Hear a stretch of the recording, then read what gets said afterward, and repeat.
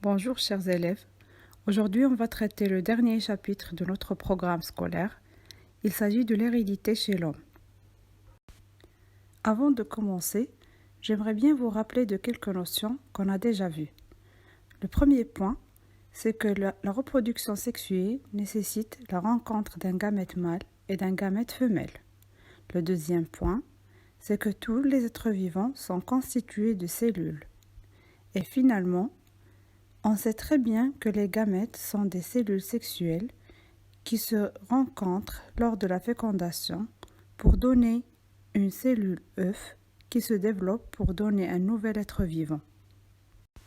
Tous les humains partagent les mêmes caractères qui font d'eux des individus appartenant à la même espèce, l'espèce humaine. Pourtant, nous sommes tous différents et chacun a ses propres caractères héréditaires. Qu'est-ce qu'un caractère héréditaire ?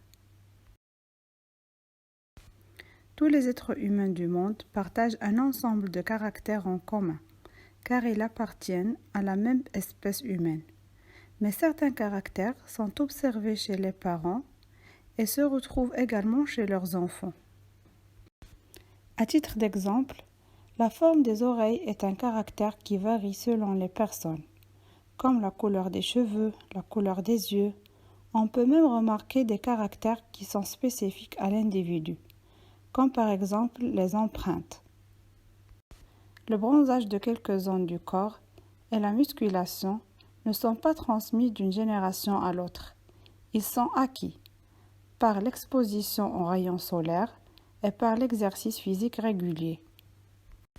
Comment peut-on suivre la transmission d'un caractère héréditaire d'une génération à l'autre ? On peut suivre la transmission d'un caractère héréditaire ou bien on peut déterminer son origine grâce à l'arbre généalogique.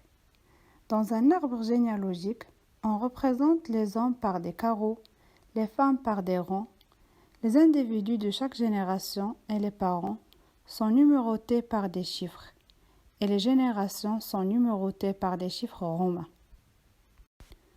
Et comment peut-on localiser le programme génétique dans la cellule ? Le programme génétique d'un individu est contenu dans le noyau des cellules. Le noyau des cellules contient des filaments appelés chromosomes. Ces derniers portent le programme génétique responsable de l'apparition des caractères héréditaires chez l'individu. Le rangement des chromosomes par couple numéroté forme le karyotype d'un individu. Chaque couple est formé de 2 chromosomes homologues, paternels et maternels. Tous les couples de chromosomes homologues sont identiques, sauf le couple sexuel numéro 23. Chez la femme, il est constitué de 2 chromosomes X, alors que chez l'homme, ce couple est formé par un chromosome X et un chromosome Y. Chaque chromosome contient de nombreux gènes. Un gène est une portion de chromosome capable de transférer une information génétique d'une personne à l'autre. L'ensemble de l'information génétique transmise s'appelle le génotype. Chaque gène peut avoir plusieurs variétés d'allèles.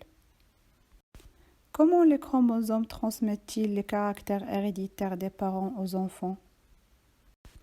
Les chromosomes sont le support de l'information génétique. Ils se séparent lors de la formation des gamètes, puis ils se regroupent avec d'autres chromosomes lors de la fécondation, pour donner une cellule œuf à l'origine d'un nouvel individu. Parmi les caractères transmis par les chromosomes d'une génération à l'autre, on peut observer des maladies héréditaires, par exemple l'albinisme. Chez l'homme, l'albinisme est une maladie héréditaire rare, 1 cas sur 20 000 naissances. Cette maladie est due à l'absence de la mélanine, le pigment brun responsable de la coloration de la peau, des cheveux et des poils.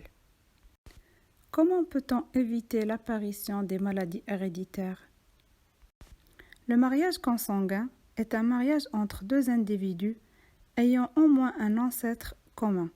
Ce type de mariage augmente la possibilité de l'apparition de certaines malformations ou maladies génétiques.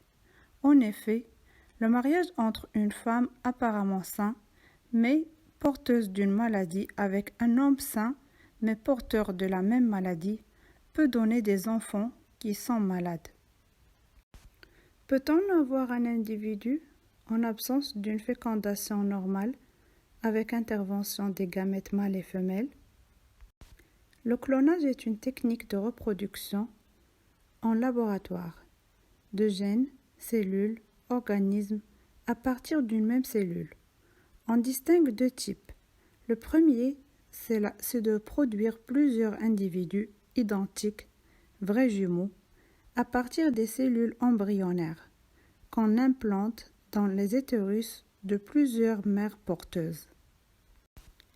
Et le deuxième type, c'est à partir d'une cellule somatique spécialisée. C'est le cas de la brebis Dolly.